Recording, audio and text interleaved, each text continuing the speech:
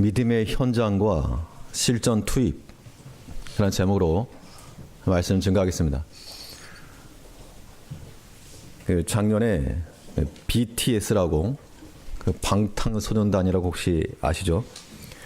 이 BTS의 해외 콘서트가 있었는데 LA 콘서트에서 티켓 한 장의 암표가 430만 원에 팔렸답니다. 지금 반응해서 알 수 있듯이 저도 마찬가지로 정신 나갔냐, 그거를 430만 원이나 주고 사냐.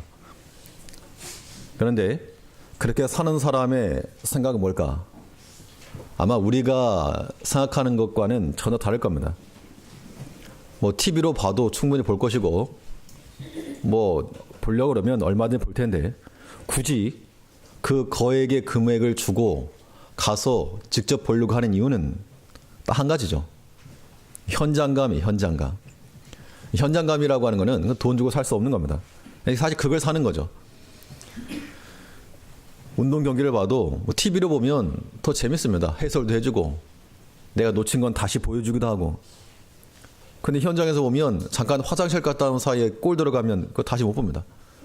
그런데 거기에서 환호하고 응원하고 하는 그 현장에서의 느낌이라고 하는 거는 다른 것과 비교할 수가 없는 겁니다. 우리가 이 믿음이라고 하는 것을 우리 오랫동안 접해왔는데 왜 능력이 나타나지 않을까? 많은 이유가 있겠지만 그 근본을 따지고 들어가면 우리 믿음이라고 하는 것을 이론으로만 배운다는 겁니다. 이론으로만. 성경책에 있는 내용 잘 압니다. 창세기부터 요한계시록까지 어디 하면 몇 장 몇 절 금방금방 우리 제일교회 성도님들 더 전문가들이시겠죠. 잘 알 겁니다. 이거 성경 어디에 뭐가 있다, 무슨 내용이다. 일단 이론으로는 알고 있는 겁니다. 또 이 설교를 듣는 것만으로, 설교를 많이 듣다 보면 판단하는 능력이 생기죠. 좋은 말로는 판단하는 능력이고, 좀 안 좋게 말하면 귀만 높아졌다, 그렇게 말하죠. 그러니까 책에 나와 있는 것을 알고 귀는 높아져서 알고 있는데 그 믿음을 그냥 듣고 아는 것으로만 알고 있지, 이론으로만 보고 있지, 그 믿음을 실제로 현장에서 써먹어 본 적이 없다는 겁니다. 그러니까 그 믿음에 대한 감격도, 그 즐거움도, 그 흥분도 우리가 그만큼 체감하지 못하는 거죠. 하나님은 사랑의 하나님이라는 걸 다 알고 있습니다. 고백을 하고 있죠. 그런데 그 사랑의 하나님을 우리가 경험해 보지 못하니까 하나님의 사랑에 대해서 우리가 이해를 못하는 겁니다. 하나님은 전지전능하시다고 우리가 매 예배 시간마다 고백하고 있습니다. 하나님은 전능하신 하나님인데 나는 여전히 고민이 많고, 여전히 두렵고, 여전히 염려가 되고, 그 능력의 하나님 이론으로만 아는 겁니다.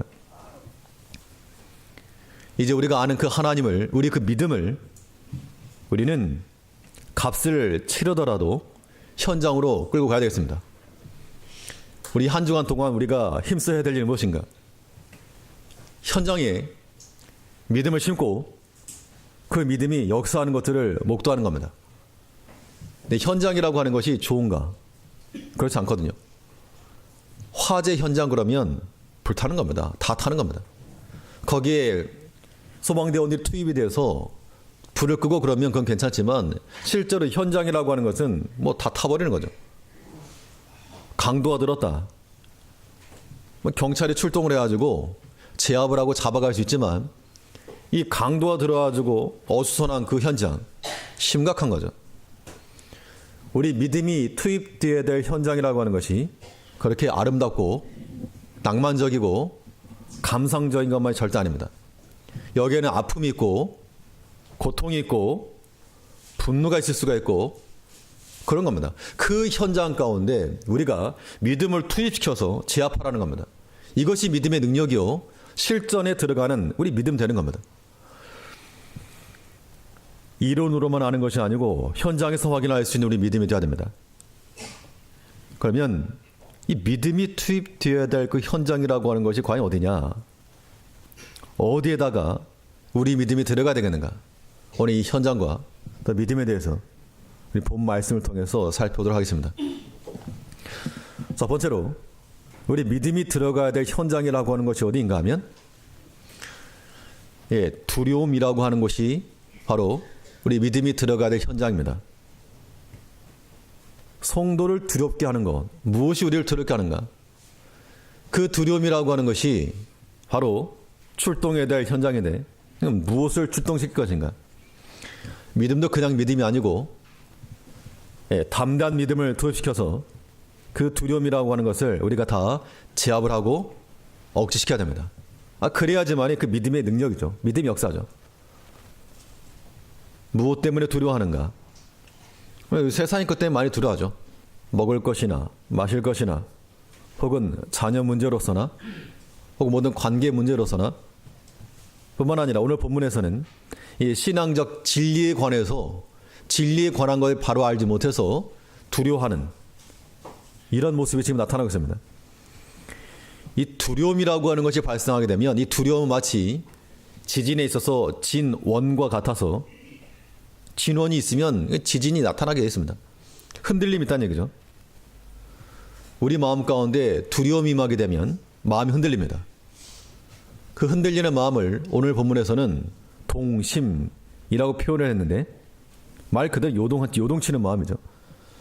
우리 1절 말씀 보니까 형제들아 우리가 너희에게 구하는 것은 우리 주 예수 그리스도의 강림하심과 우리가 그 앞에 몸에 관하여 혹 영으로나 혹 말로나 혹 우리에게서 받았다는 편지로나 주의 날이 이르렀다고 쉬 동심하거나 두려워하거나 하지 아니할 그것이라.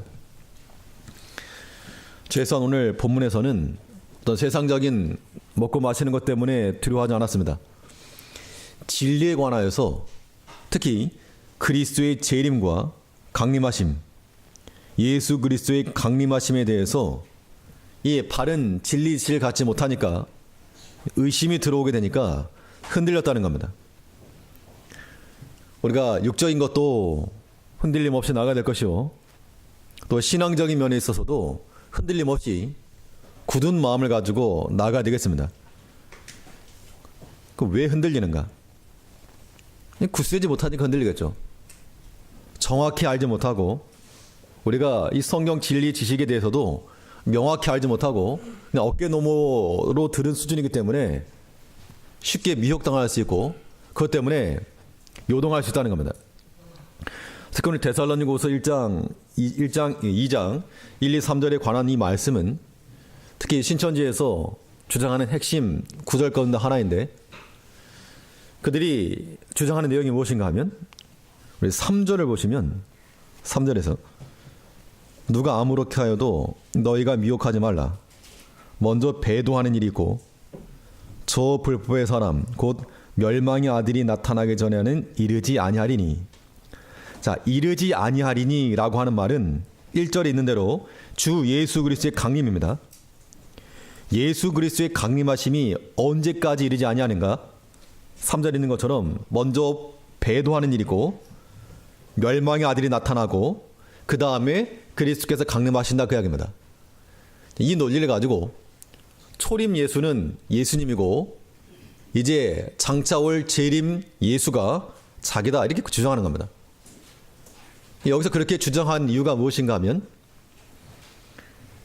이 배도하는 일이라고 하는 것은 뭐 저번에 계시록 할 때 한번 말씀드렸지만 그 장막 성전에 자기 유재열이라는 사람이고 멸망의 아들은 오평호라는 사람이고 나중에 이 사람이 이제 니골라단과 같이 외부에서 들어왔던 사람이라는 겁니다. 그래서 이게 나중에 본인이 거기에 다시 들어가게 되고 나서 봐라, 배도하는 일이 있었고 멸망의 아들이 있었고 이제 내가 이긴 자가 되었다. 왜냐하면 다 차지했으니까. 그래서 이긴 자, 약속의 목자 그렇게 주장한다는 겁니다. 그런데 이러한 사람들이 오늘날도 많이 미혹을 하고 있습니다. 오늘 본문에 있는 것처럼 영으로나 말로나 편지로나 미혹을 한다 그랬는데 지난번에 제가 한번 얼핏 말씀드렸죠. 제가 편지를 받았다고. 오늘은 제가 그 편지를 갖고 나왔습니다. 보여드리려고. 이렇게 3장짜리 편지입니다. 편지 손편지를 받으면서 그닥 설레진 않지만 이게 이제 제목은 사당동 제일교회 목사님, 대충 아무데나 보낸 것 같아요. 한기총 목사님께, 예, 뭐 한기총 목사라고 한 거 보니까 일단 그냥 아무렇게나 쓴 겁니다. 안녕하세요. 저는 교회 열심히 다니고 있는 이희영 권사입니다. 예, 거짓말이죠. 교회 열심히 다닌다고 해놓고서 뒤에 신천지니까. 이 내용 보면, 이 내용이 뭐냐면 이 교회 다니는 게 부끄럽다. 교회가 다 썩었다. 목회자들은 다 타락했고 범죄의 집단이고 뉴스를 봐라. 그런 얘기밖에 나오지 않는다. 사실 그런 말 자체가 틀린 말은 아니죠. 그런데 다 썩은 거 아닙니다. 모든 목회자들이 다 그런 범죄를 저지르고 지탄을 받을 만한 그런 것도 아니죠. 그런데 하다 보면 이제 대부분이 이 교회에 관한 부정적인 내용이고, 그 다음에 중간에 보면 이런 내용이 나옵니다. 저희가 사입이다 이단이다 말해도 사람들이 신천지를 향하는 발길이 멈추기는커녕 날이 갈수록 더욱 부흥을 하고 있는데요. 그 비결이 너무나도 궁금합니다. 목사님도 궁금하지 않으시나요? 일단 그 사람을 포교하는 그 포교 방법에 있어서는 아무튼 사람을 끌어모으고는 있습니다. 그런데 그것이 과연 진리운동인가? 그건 별개죠. 신천지로 성도들이 몰려가는 이유를 알고 싶습니다. 그 일 한 번쯤 생각해 보시고 목사님들이 신천지 선교센터에 다녀오셔서 저희들을 가르치시면 교회의 발전이 있지 않을까요? 목사님 이제 결단하시고 용기를 내어주세요.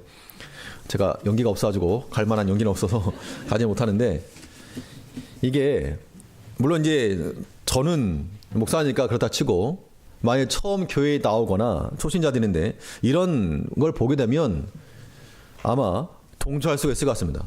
아, 그렇지. 봐라. 뉴스에 보면 뭐 그런 안 좋은 얘기만 나오니까.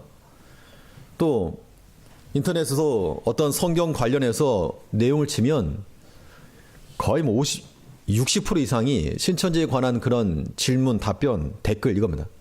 자기들이 질문하고 자기들이 댓글 달고 또 자기들이 영상 올리고 은혜 받았어요. 최고입니다. 이런 거 올려놓고. 그러니까 처음 정말 말 그대로 성경에 관하여서 알고 싶어하는 사람들이 접할 수 있는 첫 번째 타겟이 그것이다 보니까 미혹받을 수 있다는 겁니다. 물론 기존 성도들은 그들의 실체가 무엇인지를 더욱 분별할 수 있기 때문에 뭐 빠지지 않을 수 있는 분별력은 가질 수 있겠는데 아무튼 미혹한다는 겁니다. 벌써 한 15년 전쯤에 이 전도사 시절 때 그 도봉했을 때 그 교회 집사님 한 분이 신천지에 빠진 적이 있습니다. 그 당시에는 이제 무료 성경 신학원이라고 했거든요. 무료 성경 신학원. 교회 잘 나오는 집사님인데 언젠가부터 조금 이상하더니 교회 약간 이제 반감을 갖고 이제 시험을 일으키고 그러면서 이제 안 나오기 시작하니까 목사님께서 저보고 한번 가보랍니다. 집에 신만 가라는 게 아니고 그 무료 성경 신학원 하는 데 한번 가보라고. 그 당시만 해도 그런데 괜히 잘못 갔다가 잡혀가지고 뭐 끌려가고 섬으로 팔려가고 이러지 않을까 하는 그런 막연한 두려움이 있었는데 그래도 아무튼 목사님 가라고 하니까 가긴 갔습니다. 제가 들어간 건 기억납니다. 창동 쪽에 있었는데요. 제가 긴장을 해서 그런지 그 다음은 생각 안 납니다. 들어갔던 기억이 납니다. 들어가가지고 주위를 둘러보고 아무튼 뭐 했던 기억이 나긴 나는데 그 시기부터 아무튼 미혹하니까 넘어가는 거예요. 우리가 성경을 알고 있고 또 안다고 말하지만 더 정확히 알지 못하기 때문에 어설프게 알기 때문에 속임을 당하고 흔들린다는 겁니다. 이런 것을 그럼 방지하려면 어떻게 해야 되겠습니까? 안다고 자부하지 마시고 내가 많이 안다 생각하지 마시고 듣기 힘써야죠. 또 들어서만이 아닙니다. 우리 영혼이 흔들림 없이 강성해지려면 들은 말씀이 우리 가운데서 항상 돌아가고 있어야 됩니다. 그 말씀이 계속해서 우리 안에 돌아가고 있는가? 이것이 굉장히 중요한 겁니다. 이것을 이제 다른 말로 말하면 묵상이라고 말하는 것이고 하나님 의식하는 거라고 하는 거죠. 우리 주일에 모여서 예배 드릴 때 하나님 말씀 드릴 거고 개인적으로 이렇게 성경 묵상하거나 이런 거 쉽지 않으실 겁니다. 그러면 하나님 말씀 들을 수 있는 기회가 없잖아요. 우리가 예수 믿는 자라고 말하고 믿음 있다라고 말하고 성경을 안다라고 말하지만 실상은 모른다는 겁니다. 그 모를 것도 아이들이 영어 책만 들고 다니고 공부를 안 해요. 책만 들고 다녀가지고 ABC는 잘하면 ABC는 A, B, C, D 이거 잘하는데 정작 그 안에 들어있는 초급 단어를 물어봐도 그것도 모른다는 겁니다. 우리가 마치 그와 같은 수준이죠. 그러면 어떻게 되는가? 반복이다, 반복. 안다고 자부하지 마시고 한 번 들었다고 안다고 생각하지 마시고 그 들은 말씀이 우리 안에서 계속 돌아가야 한다는 겁니다. 물론 저는 이제 설교를 해야 되는 사람이기 때문에 성경을 읽고 이 말씀을 이제 묵상을 하죠. 그런데 이 성경 설교를 준비하는 방식이 그냥 책상에 앉아서만 하는 게 아니고 그건 사실 이제 거의 마지막 한 10% 20%고 그 전반에 있어서 이 설교의 가장 중요한 파트 부분이 어딘가 하면 이걸 이제 묵상하는 건데 일단 성경 본문을 머릿속에 놓고 본문을 이제 한글 성경 혹은 뭐 영어 성경 할 수 있는 거 아무튼 여러 개를 찾아놓고 일단 입력을 해놓은 다음에 반복합니다. 그래서 특히 이제 차 타고 가면서 운전할 때 집중을 하고 뭐 차 타고 다닐 때 제가 말 안 한다고 해가지고 뭐 화난 날 그러지 마시고 한편으로는 속으로는 이제 그런 말씀을 항상 생각하고 있습니다. 묵상을 하고 있고. 그래서 이게 돌아가다 보면 어느 순간 이게 딱 그림이 그려질 때가 있습니다. 그럼 그때 왜 낚시하려고 낚싯대 들였다가 아무리 때는 올립니까? 뭐가 물렸다 하면 탁 잡아 올리는 것처럼 어쩔 때는 설교 준비하는 게 굉장히 어려울 때는 이 말씀 아무리 생각을 해도 뭐 아무런 그림이 안 잡힐 때 그게 굉장히 어렵고 어떤 경우에는 바로 탁 걸리는 게 있는데 그때 잡아 올리면 쉽게 되는 겁니다. 근데 중요한 건 뭐냐? 참 하나님 앞에 감사한 것은 뭐 다른 것으로 제가 뭐 자랑할 건 없고 아무튼 하나님 말씀을 접할 수 있는 것과 이 말씀을 억지로라도 또 목사니까 의무적으로라도 이 말씀을 묵상하고 생각할 수 있다는 것이 개인적으로 얼마나 큰 복인지 알 수 없습니다. 그런데 이게 저는 그러다 치고 이제 성도들도 마찬가지입니다. 우리가 듣는 말씀을 가지고 들은 말씀에 대해서 계속해서 돌아가야 됩니다. 굴려야 됩니다. 머리에서 돌아가야 되고 마음에 돌아가야 되고 이 말씀이 우리 안에서 역사하면 어찌 감히 두려움이라고 하는 게 두렵습니까? 하나님 우리와 함께 하신다라고 하는 것과 그 능력이 하나님이라고 하는 말씀이 우리 안에서 계속 묵상되어지는데 감히 그 무엇이 우리를 두렵게 할 것이며 우리가 넘어질 것인가? 그럴 리 없는 겁니다. 근데 말씀이 식어버리니까 음식이라고 하는 것도 바로 해서 먹어야 맛이지 식어버리면 이거 제대로 먹을 수 없죠. 하나의 말씀이라고 하는 것도 우리 마음 가운데 들어와서 뜨거움이 있을 때 성령의 감동이라고 합니다. 그 감동이 있을 때 바로 순종해 나가는 것 이것이 중요한 겁니다. 오늘 본문 5절 말씀을 보시면 오늘 바울 사도가 데살로니가 교인들에게 했지만 같은 심정을 가지고 성도들에게 도전하는 마음으로 던지는 말입니다. 5절 말씀 보니까 내가 너희와 함께 있을 때에 이 일을 너에게 말한 것을 기억하지 못하느냐. 이 데살로니가후서 오늘 본문에서는 상당히 이 추상적인 혹은 이 묵시문학적인 요소로 기록되어 있습니다. 그래서 불법의 사람, 배도하는 일, 멸망의 아들 이런 말 자체가 불법의 비밀 이게 명확하게 무엇이다라고 나오지 않고 있죠. 이것은 그 당시 시대적 상황을 생각을 해보면 당시 그 데살로니가 교회에서 복음 전하다가 쫓겨났죠. 많은 반대를 받은 겁니다. 물론 유대인들에게 반대를 받을 수 있고 당시 그 이방 민족에게 로마 황제를 숭배하던 그 시기에 하나님을 가르치니까 당연히 미움받은 겁니다. 그렇게 말로 전해도 꼬투리를 잡히고 쫓겨났던 그 현장 가운데서 지금 문서를 기록해서 이렇게 전달했다 그러면 상당히 위험하죠. 그래서 아마 그 당시 이 데살로니가 교인들에게 바울이 전했을 때는 명확하게 전했을 거라는 겁니다. 이러이러한 것이다. 기록상으로 명확히 기록하지 않았지만 그때 내가 말한 것을 기억하지 못하느냐. 그때 분명히 말했는데 그걸 기억하지 못하니까 이 거짓 선자가 들어와가지고 부활이 이미 지나갔다. 주의 강림이 임하였다. 이런 말 하니까 의심하게 되고 진짜 그랬는가 보다. 이런 미혹에 빠졌다는 겁니다. 우리가 햇빛에 노출되게 되면 식물이 햇빛에 노출되면 뭐 신경 쓰지 않아도 자라납니다. 물 주면. 우리의 영혼이라고 하는 것은 하나님 말씀만 잘 뿌리고 우리 좋은 옥토밭이 되면 신경 쓰지 않아도 자라게 되어 있다는 겁니다. 우리 마음에 두려움이 들거나 염려가 들거나 의심이 들거나 혹은 세상적인 모든 인간적인 생각이 들 때 그때 우리가 이 마음 가운데 이제 거기가 이제 믿음이 들어가야 될 현장이라는 겁니다. 그래서 믿음으로 다 제압해야죠. 우리 마음 가운데 염려가 된다면 전능하신 하나님 믿는 믿음을 집어넣어서 그 염려와 두려움을 제압할 것이요. 모든 미움과 다툼과 분쟁이 있는 곳이면 예수 십자가를 집어넣어서 다 제압을 하고 진압을 해야 됩니다. 언제까지? 우리 마음에 안식을 얻을 때까지, 우리 마음에 평안 임할 때까지, 그때까지 우리가 믿음으로 나가는 겁니다. 이제 이 한 주간 우리 하나의 과제 미션인데 우리 믿음이 투입돼야 됩니다. 그래서 게으름이라고 현장 가운데 좀 부지런함 집어넣고 영적 나태함 가운데 영적으로 좀 부지런함 집어넣고 다툼 가운데 화평을 좀 집어넣고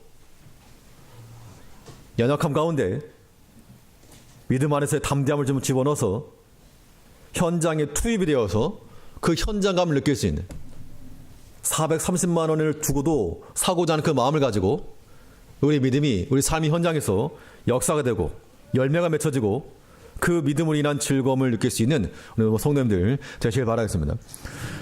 실제로 우리 믿음이 투입될 만한 현장이 어딘가? 두 번째로 생각해 볼 수 있는 것은 이 대적하는 자, 대적자라고 하는 것이 또 우리 믿음이 들어가야 될 현장입니다. 그럼 그러한 현장에 어떠한 믿음을 투입시켜야 되는가? 우리를 대적하고 시험에 들게 하는 그러한 현장에는 돕는 자라고 하는 믿음을 투입시켜야 되겠습니다.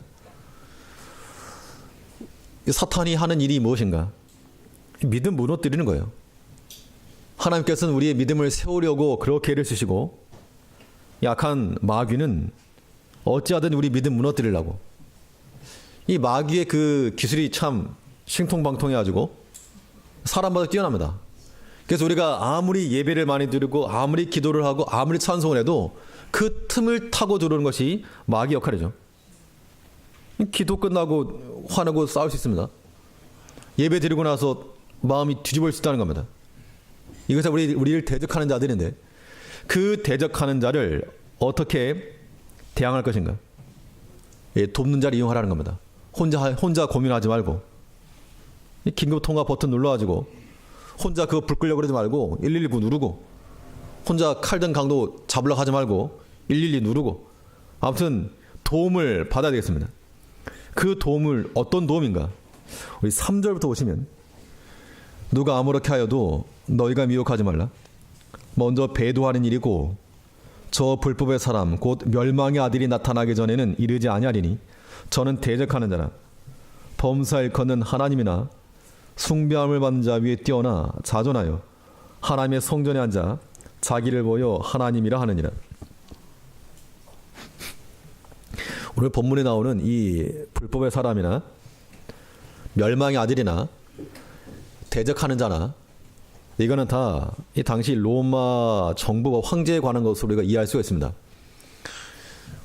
계시록을 통해서도 이해했던 것처럼 그 당시 로마 황제가 가이우스 황제가 이 예루살렘 성전에다 뭘 세웠는가 하면 동상을 세웠으면 자기 동상을 세워가지고 자기를 가리켜 하나님이라고 고백을 해라. 또 하나님 앞에 제사 드리던 그 제단에다 이 유대인들이 가증히 여기던 돼지 피를 뿌리고 완전히 그냥 이 모욕을 준 겁니다. 그런 측면에서는 그 로마 정부와 황제가 대적자가 되겠죠.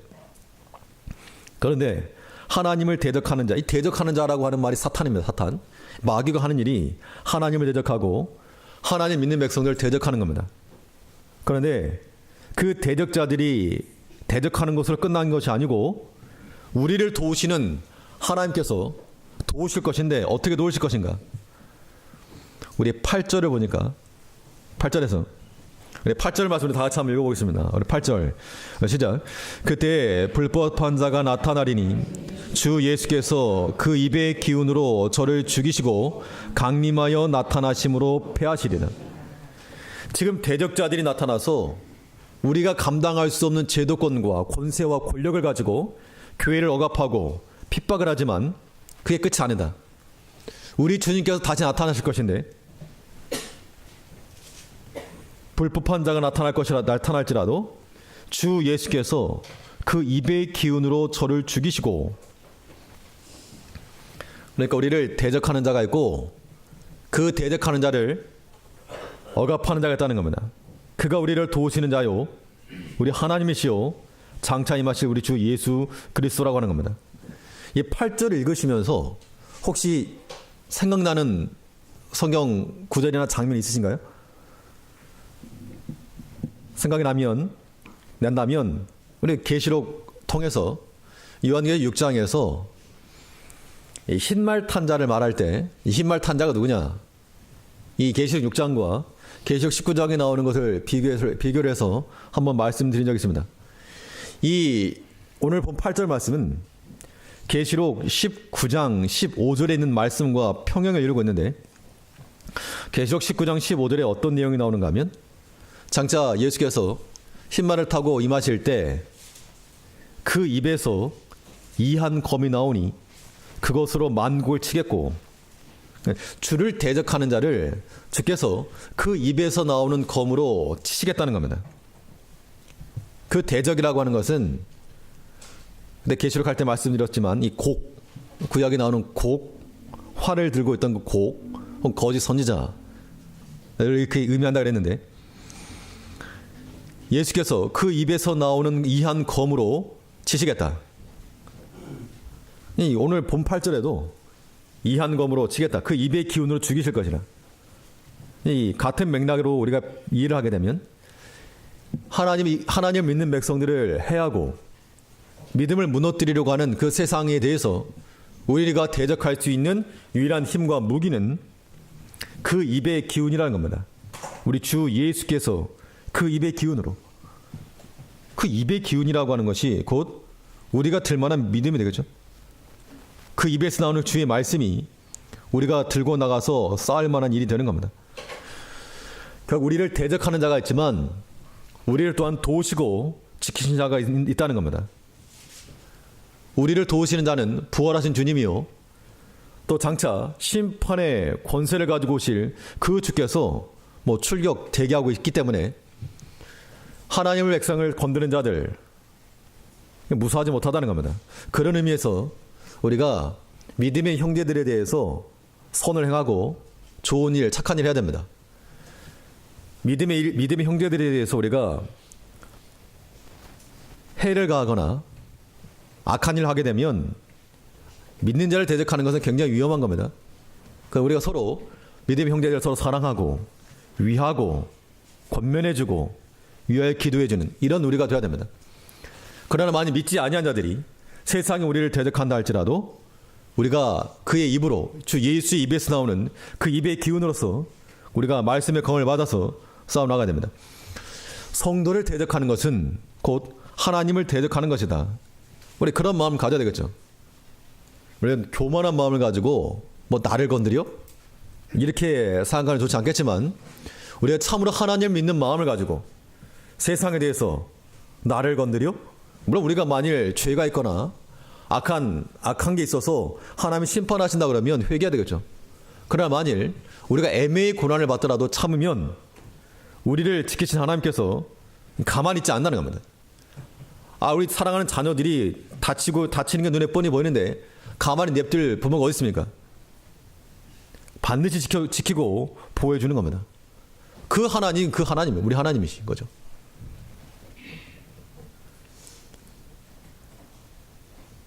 대적하는 자가 나타날지라도 막는 자가 있어서 옮길 때까지 하랴. 7절을 보시게 되면, 불법의 비밀이 이미 활동하였으나 지금 막는 자가 있어 그 중에서 옮길 때까지 하리라. 사실 이 본문에 나와 있는 내용들이 정확히 어떤 것을 가리킨다 명확하지 않기 때문에 이해하기는 것은 어렵습니다. 모르는 건 그냥 모른다고 하는 게 성경적인데, 이 7절에 관련해서 어거스틴은 5세기에 있었던 어거스틴인 그 하나님의 도성이라는 책에서 이 말의 의미를 전혀 모른다는 점을 나는 시인할 수밖에 없다, 그렇게 말했는데, 근데 여기서 중요한 건 무엇인가 하면 그 불법의 비밀이나 그것이 영원하지 않을 거라는 겁니다. 영원하지 않고 어떻게 될 것인가 하면 옮길 것이나 옮겨질 것이나. 아니, 말을 하면 이제 조심스럽게 한 거죠.